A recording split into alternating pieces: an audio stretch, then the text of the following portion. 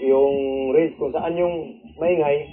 So, kumbaga, dito kami sa gilid para maiwasan namin na makahawak kami ng kahoy, maproduce pa kami ng, magalaw-galaw pa namin yung mga kahoy. So, dandahan kami. Dandahan. After 20 mga, kamugsul kami ng 30 meters, tinawag ko yung kapgo. Tinawag ko yung kapgo na, kasi hindi namin maintindihan yung salita nila eh.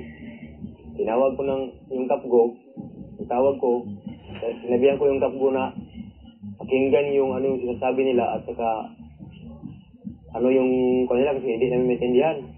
Yung lingwahe nila, hindi namin maintindihan.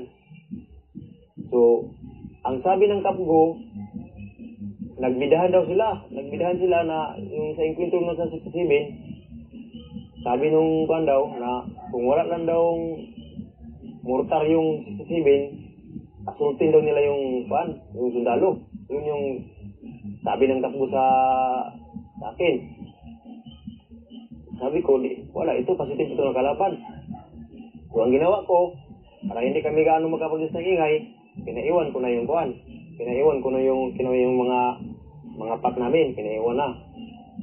Tapos, ang pag-move, ginano ko na, i-bounce ko na.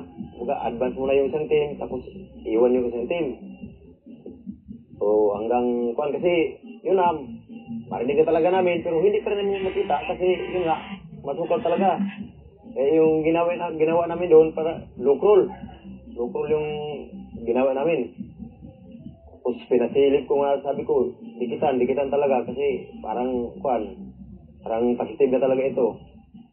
So, ang ginawa ko, pina-advance ko yung isang team, pina-advance ko yung dalawang tao ko doon. Pinasilip ko. Pag dandahan, tapos maintain contact doon sa kabilang team.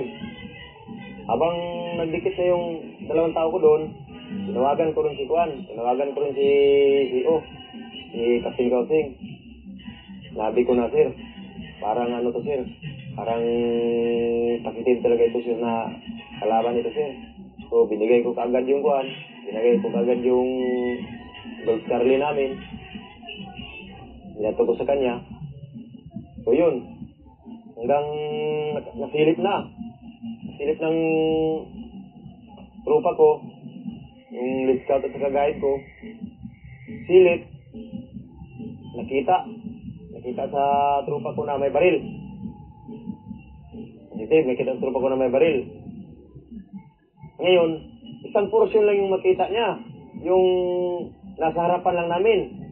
Ang hindi namin makita naman, dito naman sa kabila, at saka yung doon sa unahan. So, sabi ko, advance para makita talaga natin yung kabuuan. Tapos yung isang section doon yung isang wantin doon na nasa likod, sinabihan ko na mag-iwan ng dalawang tao doon sa dinaanan natin kasi sa isip ko, baka mayroong mag-maneuver. So, iwan doon, dalawang tao. Kami, dahan na kami, nagdikit. Pagka napicture namin na doon sa napicture namin yung isang grupo mga 10 to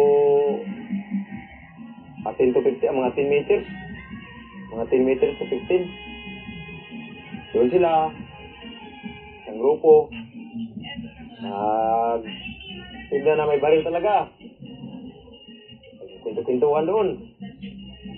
Tapos ang nahirapan kami yung dito sa tanan namin kasi hindi namin basta-basta hindi na kami basta makadikit kasi baka makadikit sila, kami yung malagay sa alanganin. Kasi sinabihan ko yung lead scout at guide ko at saka yung ibang tropa na huwag munang putukan kasi bahay. Ang pumasok sa isip ko na bahay, baka mayroong sibilyan. Kahit nakita namin na talagang armado, ang Nagalangan ako na